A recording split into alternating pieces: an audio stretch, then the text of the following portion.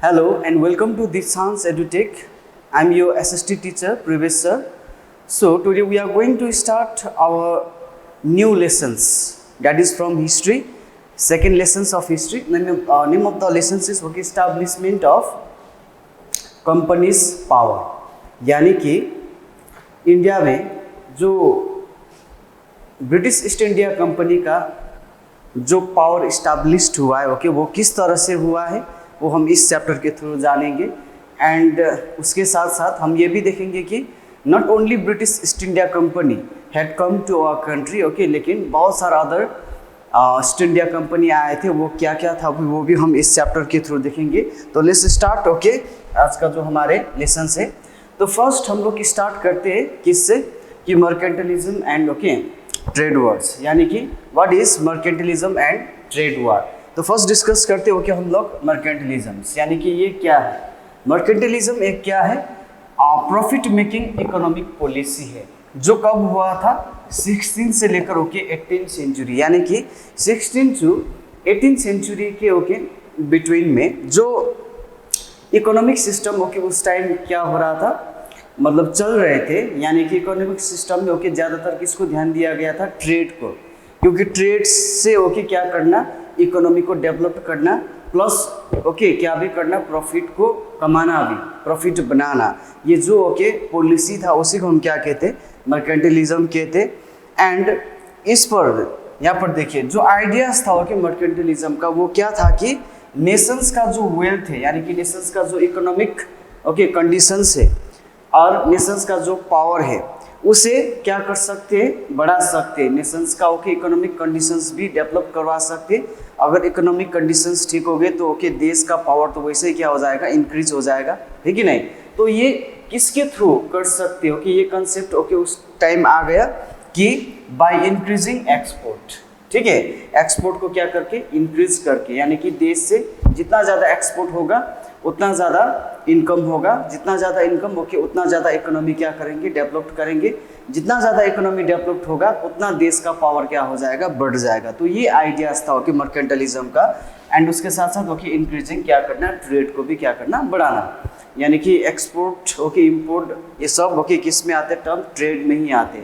ये भी कहते हो कि इकोनॉमिकली हम ये भी कह सकते कि देश से अगर ज़्यादा एक्सपोर्ट हो रहा है कम इम्पोर्ट हो रहा है तो उससे देश का इकोनॉमी क्या करते हैं, डेवलप्ड करते हैं, क्योंकि एक्सपोर्ट होना बहुत ही क्या है, देश के लिए फायदेमंद है, बेनिफिशियल्स है। तो यही कंसेप्ट था 16 to 18 सेंचुरी में। तो अब यहाँ पर तीसरा आइडिया और कंसेप्ट क्या है मर्केंटलिज्म का कि import of more raw material, यानी कि क्या इंपोर्ट करना, रॉ मटेरियल, लेकिन चीप रेट में, सस्ता दाम में, चीप रेट में रॉ मटेरियल को लाओ। इंडस्ट्रियल रेवोल्यूशंस ऑलरेडी स्टार्ट हो चुके थे यूरोप में, बहुत सारा देश जर्मनी, इंग्लैंड फ्रांस में तो बहुत सारा इंडस्ट्री बन चुके थे। तो वहाँ पर सस्ता दाम में रॉ मटेरियल लाकर फिनिश्ड प्रोडक्ट बनाकर उसे एक्सपोर्ट करके ट्रेड के थ्रू क्या करना, प्रॉफिट कमाना ही मर्केंटलिज्म का मेन क्या था, आइडिया था। एंड दूसरा कंसेप्ट था प्रोड्यूस्ड मोर देन कंजम्पशन, यानी कि इतना ज़्यादा प्रोडक्शंस करना है ताकि जितना ज़्यादा प्रोडक्शंस उतना ज़्यादा वो लोग क्या कर पाएंगे, एक्सपोर्ट कर पाएंगे।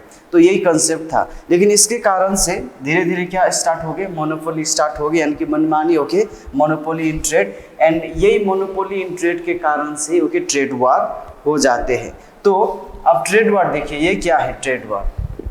ट्रेड वार यानी कि यहाँ पर देख रहे हो कि आप लोगों को शिप्स देख रहे हैं, इस टाइम सी रूट के थ्रू आज भी बड़ा बड़ा बिजनेस किसके थ्रू चलते, सी रूट के थ्रू ही चलते एजेंट है कि नहीं। जो भी दूसरे देश के साथ हमारे इंडिया, मान लीजिए कि चाइना, जापान इंग्लैंड, फ्रांस के साथ अगर बिजनेस कर रहे सामान इंपोर्ट हो रहा है, एक्सपोर्ट हो रहा है, तो सी रूट के जरिए होते। तो उस टाइम भी सी रूट के जरिए यहाँ पर आप लोगों को फिगर दिख रहा है। तो अब कंपटीशंस स्टार्ट हो गए।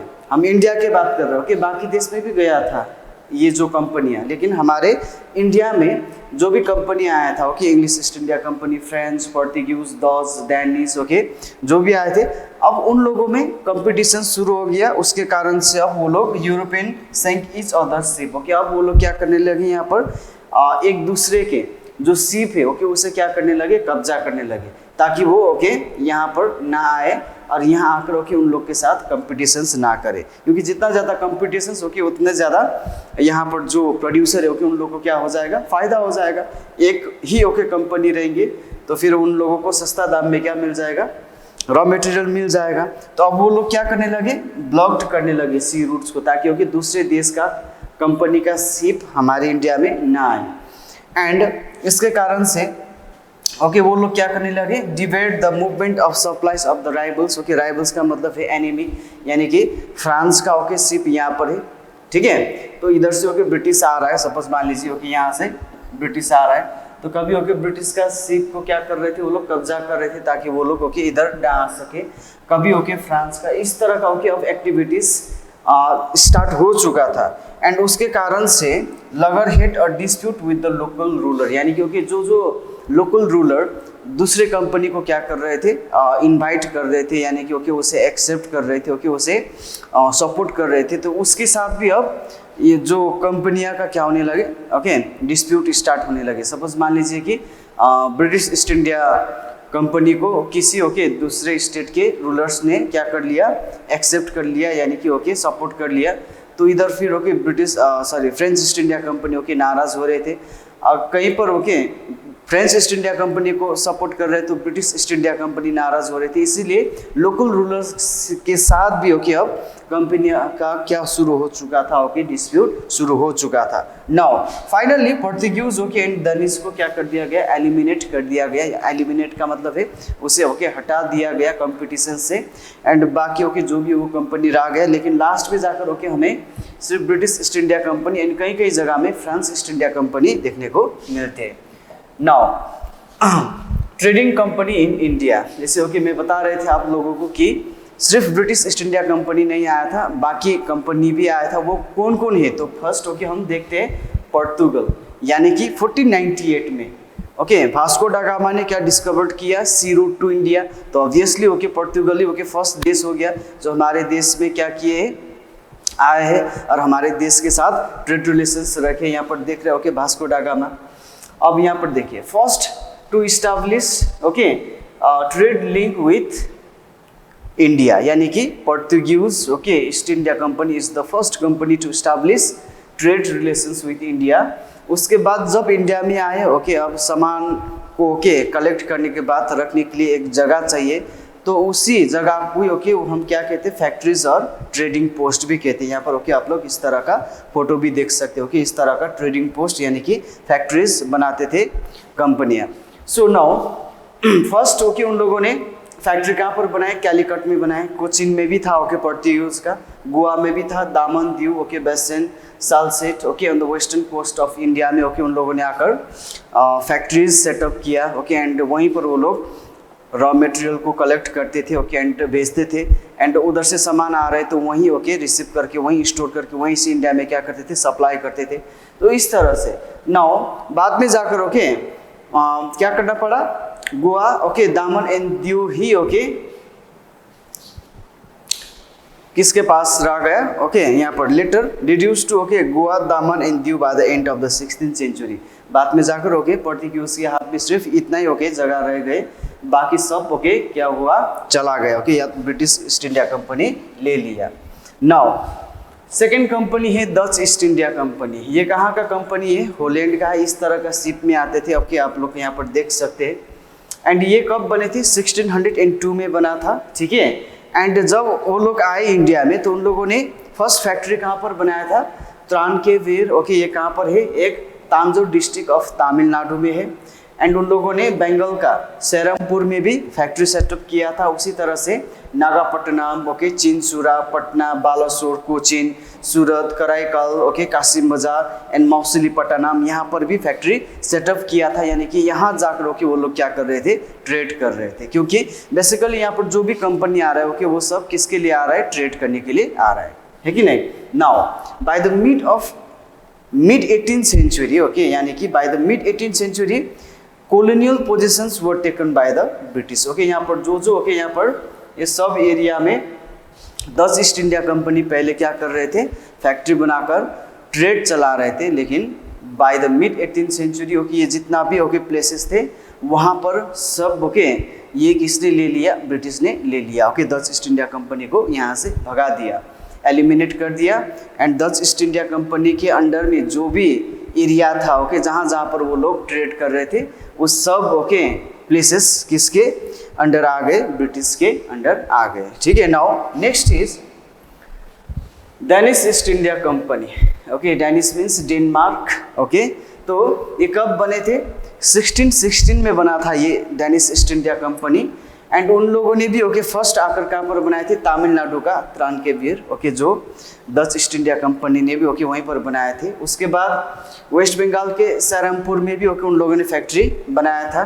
लेकिन बाद में जाकर ओके ये सब जो भी है फैक्ट्री किसको बेचना पड़ा, ब्रिटिश ईस्ट इंडिया कंपनी को बेचना पड़ा। यानी कि डेनिश ईस्ट इंडिया कंपनी को भी ओके इंडिया से भगा दिया ब्रिटिश ईस्ट इंडिया कंपनी ने। यानी कि ओके यहाँ पर दिख रहा है ये सहारनपुर ओके यहाँ पर बनाया था। दूसरा ओके यहाँ पर देखिए ये त्रानकेवीर ओके यहाँ पर भी आप लोगों को डेनिश ईस्ट इंडिया कंपनी का फैक्ट्री ओके उस टाइम देख सकते थे, लेकिन बाद में ओके उसे भी हटा दिया गया ब्रिटिश ईस्ट इंडिया कंपनी ने। नाउ नेक्स्ट है ओके हमारे फ्रेंच ईस्ट इंडिया कंपनी, वो जो ओके बहुत ही इंपॉर्टेंट है ओके इस चैप्टर के लिए, क्योंकि बाद में ओके जो भी हम यहाँ पर करने जा रहे हैं इस चैप्टर में जो भी हम एंग्लो मैसूर वार पढ़ने जा रहे हैं ओके वहाँ पर हैदर अली एंड टीपू सुल्तान को फ्रेंच ईस्ट इंडिया कंपनी ने बहुत ही क्या किया है, मदद किया है। तो ये ओके बहुत ही इंपॉर्टेंट है, ये इंपॉर्टेंट। और दूसरा okay British East India company तो इंपॉर्टेंट हो ही गया है, क्योंकि ओके उन लोगों को तो हमने कब भगाया था, 1947 में भगाया था। अब वो सबको क्या कर रहा है, भगा रहा है। ओके खुद ही ओके अकेला रहना चाहते इंडिया में, मोनोपोली करना चाहते हैं ओके, प्रॉफिट बनाना चाहते, जो हम लोगों ने फर्स्ट किया मर्केंटलिज्म। नाउ ये जो French east India company okay ये कब बने थे, 1664 में। एंड ये ओके फ्रेंच गवर्नमेंट बेस्ड किया है ये कंपनी, यानी कि फ्रेंच ईस्ट इंडिया कंपनी जो है ओके ये जो कंपनी था ये फ्रेंच गवर्नमेंट ने ही ओके क्या किया कर सेटअप करके यानी कि इस्टेब्लिश करके इंडिया में भेजा था, यानी कि ईस्ट की तरफ भेजा था। ठीक है, क्या करने के लिए, ट्रेड करने के लिए। नाउ उन लोगों ने ओके आकर पहले सूरत में बनाया था फैक्ट्री, मसूलीपट्टनम में भी बनाया था ओके, पंडिचेरी में ओके वो लोग ट्रेड करते थे, चंद्रनगर ओके, उसके बाद Chander okay, Nagaur sorry okay, माहे ओके एंड कराईकल। तो यहाँ पर उन लोगों ने फैक्ट्री सेटअप किया था ताकि यहाँ से वो लोग ओके सुचारू रूप में क्या कर सके, ट्रेड कर सके। लेकिन बाद में जाकर ओके ब्रिटिश के साथ लड़ना तो था ही था ओके, वो भी हम देखेंगे। उसके बाद इस तरह से ओके यहाँ पर देख सकते हैं, यहाँ पर फ्रेंच ईस्ट इंडिया कंपनी का ओके ये बहुत ही अच्छा सिंबल्स ओके यानी कि लोगो भी यहाँ पर दिया गया है। एंड यहाँ पर देख सकते हैं आप लोगों की ये जो एरिया है उस टाइम ये जो ब्लू कलर का ओके यहाँ पर पूरा okay French east India company का कंट्रोल था। ठीक है, तो इस तरह से फ्रेंच ईस्ट इंडिया कंपनी आ गए थे। उसके बाद अब हम लोग देखते हैं okay English east India company जो रहा है ओके 1947 तक। हालांकि ओके 1857 तक, क्योंकि 1857 के बाद तो पूरा हमारी इंडिया का जो भी एडमिनिस्ट्रेटिव ओके जो भी मेजर्स है ओके वो सब डायरेक्टली ओके ब्रिटिश गवर्नमेंट ने लिया था। बहुत सारे रीज़न है ओके, ये भी हम देखेंगे। तो जो भी ओके लेकिन 1947 में ओके वो लोग हमारे इंडिया को छोड़कर गए थे। तो ये जो English east India company okay ये कब बने थे, 1599। यहाँ पर देखिए सबसे इम्पोर्टेंट 1599 कौन बनाए थे ओके इसको, wealthy merchant and aristocrat. Who are aristocrat okay, aristocrat simply यही है कि जो या तो ओके जिसके पास बहुत ज़्यादा ज़मीन होती या तो जो अमीर होते ओके रिच पर्सन्स, तो उसे वेस्टर्न कंट्री में एरिस्टोक्रेट ओके खुद को वो लोग घोषित किए थे, या तो ओके बोलते थे खुद को हम लोग एरिस्टोक्रेटिक क्लास से बिलोंग करते। तो ओके वेल्दी मर्चेंट मिलकर 1599 में उन लोगों ने एक कंपनी क्या किया, सेटअप किया। उसके बाद ओके सेटअप करने के बाद अब उन लोगों का मेन उद्देश्य क्या था, मेन एम्बिशंस क्या था, ईस्टर्न कंट्री में आकर यानी कि ओके हमारे देश हो गया ओके बाकी जो भी ईस्टर्न कंट्री वहाँ आकर ट्रेड करना। इसके लिए ओके उन लोगों को क्या चाहिए, इजाज़त चाहिए यानी कि परमिशन चाहिए, जिसको हम कहते हैं ओके रॉयल चार्टर, जो मिला क्वीन एलिजाबेथ फर्स्ट से ओके कब मिला, 31 दिसंबर 1600 में। उसके बाद ओके वो लोग इंडिया में पहुँच गए। नाउ पहुँचने के बाद ओके उन लोगों ने फर्स्ट फैक्ट्री कहाँ पर बनाया था, 1612 में सूरत में बनाया था। ठीक है। एंड बाद में जाकर उस टाइम हमारी इंडिया का मुगल एम्पायर था ओके जहांगीर ने इंपीरियल फरमान यानी कि परमिशन दे दिया कि ओके आप लोग फैक्ट्री बना सकते हैं। उसके बाद उन लोगों ने परमानेंट फैक्ट्री ओके सूरत में बनाया 1618 में। क्लियर है। उसके बाद उन लोगों ने 1616 से लेकर 33 तक मौसलीपट्टनम ओके हरियारपुर ओके बालासोर यहाँ पर भी उन लोगों ने फैक्ट्री सेटअप किया ताकि ओके वो लोग ट्रेड को अच्छे ढंग से क्या कर सके, चला सके। नाउ मद्रास और चेन्नई ओके मद्रास आज के दिन हम उसे क्या कहते हैं, चेन्नई कहते हैं। तो कैसे एस्टाब्लिश्ड हो गया, तो इसका ये कहानी है कि ब्रिटिश ईस्ट इंडिया कंपनी ने चंद्रगिरी का एक चीफ्टन वहाँ का ओके लोकल चीफ्टन यानी कि वहाँ का ओके जो रेख देख करने वाले जो लीडर था उससे एक ज़मीन खरीदा था ओके। एंड उसी ज़मीन में ओके उन लोगों ने 1639 में एक ओके नया सिटी शहर क्या किया, इस्टाब्लिश्ड किया। उसी को हम क्या कहते हैं, मद्रास कहते हैं। ठीक है। एंड यहीं पर उन लोगों ने ब्रिटिश ईस्ट इंडिया कंपनी ने अपना फर्स्ट फोर्ट बनाया था ओके जिसको हम कहते हैं फोर्ट सेंट जॉर्ज कहते हैं। For the first time okay East India company ने फोर्ट मीन्स किला बनाया। वो क्या है, फोर्ट ओके सेंट जॉर्ज है ओके। वो कहाँ पर बनाए थे ओके, मद्रास में।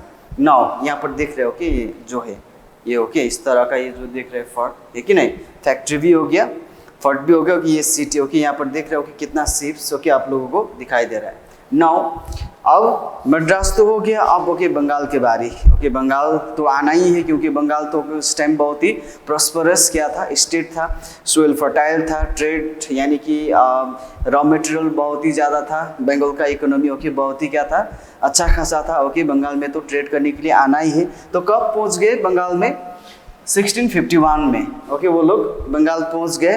पहुँचने के बाद ओके उन लोगों ने फर्स्ट फैक्ट्री कहाँ पर बनाया, हुगली के बैंक ओके जो हुगली रिवर है ओके उसके आसपास उन लोगों ने फैक्ट्री सेटअप किया। अब उसके बाद धीरे धीरे ओके उन लोगों ने फैक्ट्रीज कहाँ पर भी बनाया, कासिम बाजार एंड पटना में भी बनाए ओके। तो बंगाल में यहाँ पर देखिए ओके इस तरह से बंगाल में कहाँ पर ये ओके आप देख सकते हैं। इससे ओके फोर्ट विलियम हो गया जो ओके हम लोगों ने। उसके बाद श्रीरामपुर ओके धीरे धीरे यहाँ पर हुगली देख रहे हो कि इसी के आसपास ओके फर्स्ट उन लोगों ने फैक्ट्री बनाए। बाद में जाकर ओके कासिम बाजार में भी बनाया ओके, पटना में भी बनाया। Now next of Bombay okay कि Bombay British East India company का ओके कैसे हुआ, यानी कि बम्बई कहाँ से आया ब्रिटिश ईस्ट इंडिया कंपनी के पास। तो जो ब्रिटेन का यानी कि इंग्लैंड का किंग था चार्ल्स सेकेंड ने 1662 में पोर्तुगल का प्रिंसेस ओके कैथरीन के साथ शादी किया। तो शादी में ओके तोहफा यानी कि गिफ्ट, इसको डाउरी भी ओके हम बोल सकते हैं ओके। तो डाउरी में ओके गिफ्ट में क्या मिला, बम्बई मिला जो पोर्तुगल के ओके कंट्रोल में था। तो उसके बाद अब चार्ल्स सेकेंड तो इंडिया में नहीं रहने वाला ओके, वो तो इंग्लैंड में रहेंगे। तो बम्बई का क्या करेंगे, तो ओके चार्ल्स सेकेंड ने Bombay British East India company को दे दिया, यानी कि ओके दे दिया, ऐसे ही नहीं दे दिया ओके। बोला गया कि साल में ओके मुझे कितना चाहिए ओके 10 पाउंड्स ऑफ गोल्ड चाहिए ओके। उसके बाद ओके ये जो बम्बई ओके मैं आपको दे रहा हूँ, वहाँ पर ओके फंड बनाना है, वहाँ पर ट्रेड करना है ओके, जो करना है करिए, लेकिन मुझे साल में कितना चाहिए 10 पाउंड्स ऑफ गोल्ड चाहिए ओके। उसके बदले में आप लोग बम्बई लीजिए ओके। तो इस तरह का बम्बई का कहानी ओके, इस तरह से Bombay British East India company का हो गया। अब मुगल एम्पायर के ओके अंडर में ब्रिटिश ईस्ट इंडिया कंपनी का पॉलिसी क्या रहा ओके, उन लोगों ने कैसा स्टेप्स लिया। तो फर्स्ट ओके यहाँ पर हम लोग देखेंगे औरंगजेब ओके, और उसके बाद ओके यहाँ पर हम लोग देखेंगे फारुखशियार ओके यहाँ पर दिख रहे हैं। तो फर्स्ट ओके औरंगजेब से उन लोगों ने फरमान ओके जारी करने के लिए रिक्वेस्ट किया ओके। तो क्या, ड्यूटी फ्री ट्रेड, यानी कि ओके वो लोग औरंगजेब को क्या कर रहे थे, रिक्वेस्ट कर रही थी कि ओके हमें क्या चाहिए, ड्यूटी फ्री ट्रेड, यानी कि ओके बिना टैक्स का ट्रेड ओके करना चाहते थे वो लोग बंगाल में, जो उन लोगों को ओके मिल गया। औरंगजेब ने ओके क्या कर दिया, फरमान दे दिया। उसके बाद जब उन लोगों को free trade okay policy okay उन लोगों को मिल चुका था, तो उसके बाद बहुत सारा मर्चेंट ओके ट्रेडर आकर ओके बंगाल में क्या हो गया, सेटल्ड हो गया। वैसे भी Bengal I told you that okay बहुत ही प्रॉस्परस ओके स्टेट हुआ करते थे उस टाइम। अब आने के बाद ओके धीरे धीरे वो लोग क्या भी करने लगे, मुगल ऑफिशियल्स को ओके ऑफिशियल्स को थोड़ा ब्राइब घूस देने की कोशिश कर रहे थे ताकि ओके ये जो सुल्तानती कलिकता एंड गोविंदपुर, आज के दिन हम लोग कलकत्ता कहते हैं, ओके उसमें उन लोगों को क्या मिल जाए, जमींदारी राइट्स मिल जाए। ठीक है, तो उन लोगों को घुस देने की कोशिश भी कर रहे थे। ओके हालांकि ये नहीं हुआ। उसके बाद after the death of Aurangzeb फिर से ओके फारुखशियार क्या बन गए, मुगल का एम्पायर बन गए। तो फारुखशियार से भी ओके 1717 में उन लोगों को ट्रेड कंसेशन यानी कि ओके ट्रेड करने का क्या मिल गया, राइट्स मिल गए। तो इस तरह से okay British East India company ने धीरे धीरे ओके अपना व्यवस्था ओके यानी कि अपना ट्रेड को क्या कर रहा था, इंडिया में स्प्रेड कर रहे थे। तो ईस्ट इंडिया कंपनी क्या है, ओके आप लोगों को कंफ्यूज नहीं होना है ओके कि what is east India company, why east India company. अब यहाँ पर जो भी कंपनी आए ओके, चाहे फ्रेंच हो है कि नहीं, फ्रेंच उसके बाद क्या जुड़ रहा है, east India company, Dutch east India company है कि नहीं, पोर्तुगीज ईस्ट इंडिया कंपनी। तो बहुत सिंपल है, यहाँ पर देखिए कि यहाँ पर क्या दिखाई दे रहा है आप लोगों को, यूरोप यहाँ पर दिखाई दे रहा है एंड यहाँ पर क्या दिखाई दे रहा है, एशिया ओके हमारी इंडिया यहाँ पर दिखाई दे रहा है। एंड अगर ओके डायरेक्शंस देखिए तो ये हमारा ईस्ट हो गया ओके, ये हमारा वेस्ट हो गया, यानी कि ये ईस्ट की तरफ जो ट्रेड करने के लिए आ रहे थे ओके उसी को ओके वो लोग क्या कह रहे थे, east okay India company. Okay now next top okay Anglo French rivalry okay in India. हालांकि क्योंकि ये जो French east India company okay यानी कि फ्रेंच एंड ब्रिटेन का, वहीं पर यूरोप में ओके उन लोगों का ये थोड़ा डिस्प्यूट यानी कि ओके झगड़ा चल रहे थे। अब ऑब्वियसली ओके इंडिया में भी उन लोग का कंपनी है तो ओके उन दोनों के बीच तो ओके ये कन्फ्लिक्ट तो होना ही था। तो इसीलिए ओके जो इंडिया में हुआ है कार्नेटिक, हमारे साउथ इंडिया के यहाँ पर ओके कार्नेटिक एरिया में जो वार हुआ है 1746 से लेकर 1763 तक, उसी को हम क्या कहते हैं, कार्नेटिक वॉर कहते हैं। Carnatic okay it's a name of the place, यहाँ पर ये ओके ये जो जगह देख रहे हो कि इसी एरिया को ओके हम क्या कहते हैं, कार्नेटिक ओके एरिया कहते हैं। तो यहाँ पर जो वार लड़े गए थे तो उसी को हम क्या कहते हैं, एंग्लो ओके फ्रेंच वार और कार्नेटिक वार। तो ये जो कार्नेटिक वार है ये वार ट्रेड का भी है और ओके कॉन्क्वेस्ट का भी है, यानी कि ब्रिटिश ईस्ट इंडिया कंपनी भी ओके बहुत सारा इंडिया का टेरिटोरी को अपना कंट्रोल में लाना चाहते थे फॉर द ट्रेड ओके, उसी से ओके उसके लिए वो लोग कॉन्क्वेस्ट करना चाहते थे। उसी तरह से फ्रांस भी ओके यही चीज़ चाहते थे। ऑब्वियसली ओके जहाँ पर उन लोग का कंट्रोल होगा वहाँ पर वो लोग क्या कर पाएंगे, अच्छे से ओके अपना ट्रेड बढ़ा पाएंगे। नाउ फर्स्ट एंग्लो कार्नेटिक वार देखते ओके 1746 से लेकर ओके 1748 में। तो यहाँ पर फिगर भी आप लोग देख सकते हैं। तो यहाँ पर देखिए बिटवीन 1740 एंड 78 में most of the Europe's great power were involved in a conflict caused by the question of Maria Theresa's succession to the Austrian Habsburg crown। तो यहाँ पर देखिए ये जो मारिया थेरेसा है वो क्या बनना चाहते थे, ऑस्ट्रिया हैब्सबर्ग क्राउन का एक रूलर बनना चाहते थे। एंड ये जो क्वेश्चन है इस क्वेश्चंस में यूरोप का बड़ा बड़ा जो पावर, इंग्लैंड, फ्रांस सब, ऑस्ट्रिया, प्रोसिया सब इसमें क्या हुआ था, घुसा हुआ था, यानी कि वो लोग इंटरफियर कर रहे थे। तो ये कैसा हुआ, क्योंकि 1714 में जब चार्ल्स सिक्स्थ का डेथ हुआ, डेथ होने के बाद ये जो ऑस्ट्रियन हैब्सबर्ग मोनार्की है उसका रूलर कौन बनेंगे। तो ये जो मारिया थेरेसा वो क्या था, एल्डेस्ट डॉटर था उसका। तो उसका कहना यही था कि हम बनेंगे किसका, ऑस्ट्रियन हैब्सबर्ग का रूलर बनने का जो अधिकार वो मेरा है। एंड इस बात को समर्थन कर रहे थे ब्रिटिश यानी कि ब्रिटेन। एंड इसके अगेंस्ट में थे France, Prussia, Bavaria and Spain. लेकिन बाद में जाकर ब्रिटिश जो ब्रिटेन या तो जो यहाँ पर ये मरिया थेरेसा तो ये सक्सेस हो जाते यानी कि जो वार इंडेट हो गया उसके बाद ट्रीटी ऑफ एक्सला चैपले ये साइन किया गया 1748 में। इसके तहत मरिया थेरेसा को ये जो ऑस्ट्रियन हैब्सबर्ग उसका रूलर घोषित किया गया। उसके बाद यहाँ पर was confirmed as the archdiocese of Austria and queen of Hungary. उसके बाद ये फर्स्ट कार्नेटिक वार क्या हो गया, खत्म हो गया।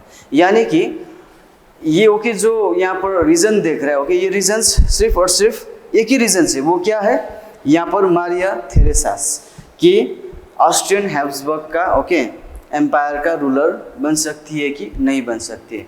इसमें ब्रिटिश ने किसको सपोर्ट किया, ऑस्ट्रिया को, है कि नहीं, जो कि मरिया ओके मरिया को सपोर्ट किया। And French okay and Prussia and other countries they were not satisfied okay and they didn't agreed okay और agreed with the Maria okay Theresa's okay as the ruler of Austrian Habsburg. लेकिन बाद में जाकर okay ये जो वार हो रहे थे ओके वो ख़त्म हो गया। ख़त्म होने के बाद प्रूशिया ओके फ्रांस हार गया। उसके बाद मरिया थेरेसास को ओके ऑस्ट्रिया हैब्सबर्ग का क्या बना दिया गया, रूलर बना दिया गया। उसके बाद इंडिया में क्या हुआ, वो तो वहाँ हुआ है ओके। इंडिया में इंग्लिश नेवी ने फ्रेंच शिप को क्या किया, 1745 में कैप्चर किया। उसके बाद ओके फ्रेंच ने भी ओके सेंट जॉर्ज, जो फोर्ट सेंट जॉर्ज था ओके ब्रिटिश का, उसे कैप्चर किया। वो जो ओके वहाँ का गुस्सा था ओके इंडिया में निकल रहे थे ओके दो कंपनी, तो इसीलिए ओके इसके कारण से इंडिया में भी ओके यहाँ पर क्या शुरू हो गया, वार शुरू हो गया ओके, जो कार्नेटिक वार कहते, फर्स्ट कार्नेटिक वार। ये तो ओके रीजन से, वहाँ का रीजन से, लेकिन ओके लड़ा गया British and French east India company हमारी इंडिया के ओके कहाँ पर, कार्नेटिक में। ठीक है, तो ये फर्स्ट कार्नेटिक वार हो गया। Second Carnatic war 1749 to 54। तो यहाँ पर हम देख सकते हैं, यहाँ पर देखिए ये इंडिया का ही कर्ज है, हैदराबाद का ओके एंड कार्नेटिक का। निज़ाम असफ झा का डेथ होने के बाद ओके अब यहाँ पर क्या था कि हैदराबाद में ओके एंड कार्नेटिक में कि कौन बनेंगे पेशवा, यानी ओके सॉरी कौन बनेंगे निज़ाम, निज़ाम ऑफ ओके, हाँ निज़ाम बोलते थे okay head of the ruler को, जैसे मराठा का ओके पेशवा बोलते, बंगाल का नवाब ओके, उसी तरह से हैदराबाद का निज़ाम बोलते। तो निज़ाम कौन बनेंगे, तो एक था नासिर जंग ओके, दूसरा था मुजाफर जंग। कार्नेटिक के लिए ओके चंदा साहिब था ओके एंड दूसरा था अनवरुद्दीन ओके। तो यहाँ पर फ्रांस ने किसको सपोर्ट किया, मुजाफर जंग को सपोर्ट किया, किसके लिए, Nizam of Hyderabad okay and Chand Sahib okay for the Carnatic and became successful. यानी कि यहाँ पर देखिए British East India company Nasir Jung को सपोर्ट कर रहे थे एंड ओके अनवारुद्दीन को सपोर्ट कर रहे थे। French east India company Muzaffar जंग को सपोर्ट कर रहे थे एंड चंदा साहिब को क्या कर रहे थे, सपोर्ट कर रहे थे आफ्टर द डेथ ऑफ निज़ाम असफ झा। तो वो लोग ओके सक्सेस भी हो गए ओके, लेकिन बाद में जाकर फिर से ओके 1754 में ब्रिटिश ने कार्नेटिक का जो कैपिटल ओके उसे कैप्चर कर लिया और उसके बाद ओके चंदा साहिब को ख़त्म करके ओके उन लोगों ने मोहम्मद अली को ओके कार्नेटिक का क्या बना दिया, नवाब, यानी कि ओके निज़ाम बना दिया।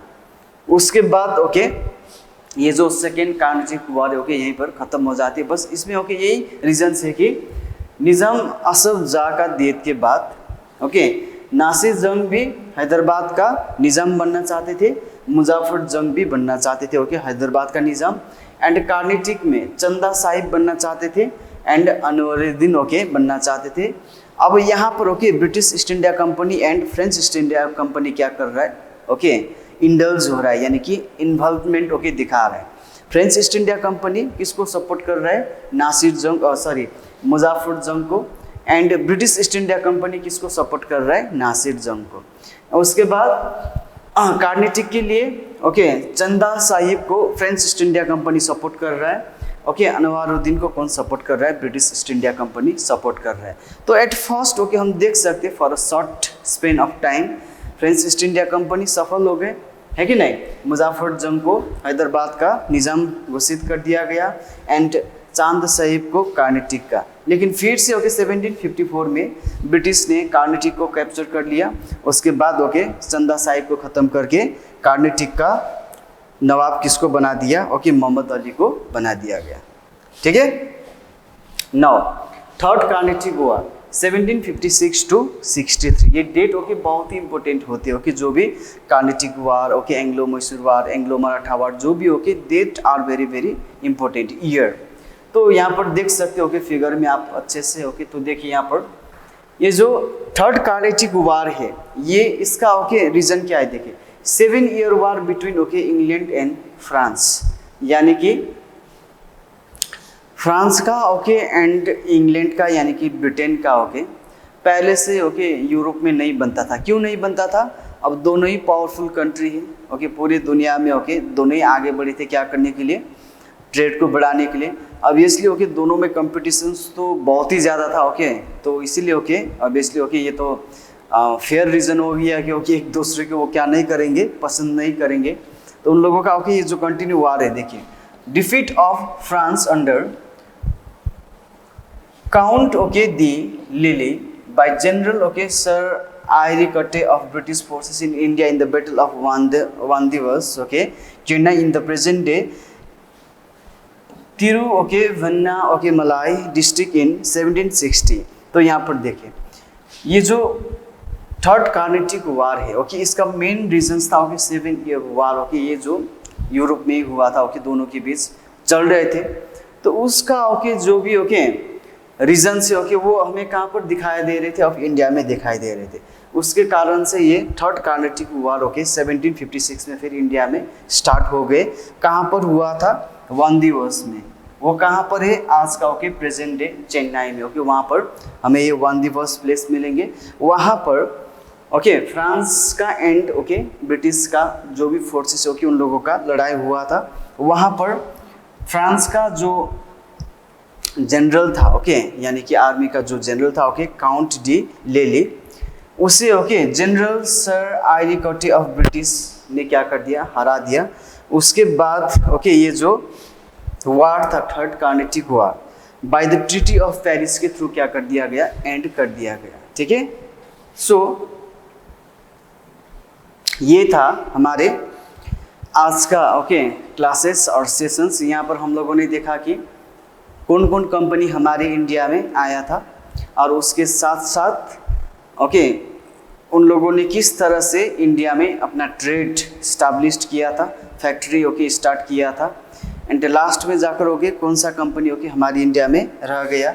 तो लास्ट में वही रहते okay French east India company and British East India company. उसके बाद तो ओके और ब्रिटिश ईस्ट इंडिया कंपनी क्या होने लगते? पावरफुल होने लगते। और उसके बाद धीरे धीरे okay French east India company को भी वो क्या कर देते? हटा देते। तो इसी तरह से ओके फिर से आप लोग से ओके मुलाकात होंगे नेक्स्ट क्लास में। तब तक अच्छे से पढ़िए ओके, फिर मिलेंगे नेक्स्ट क्लास में।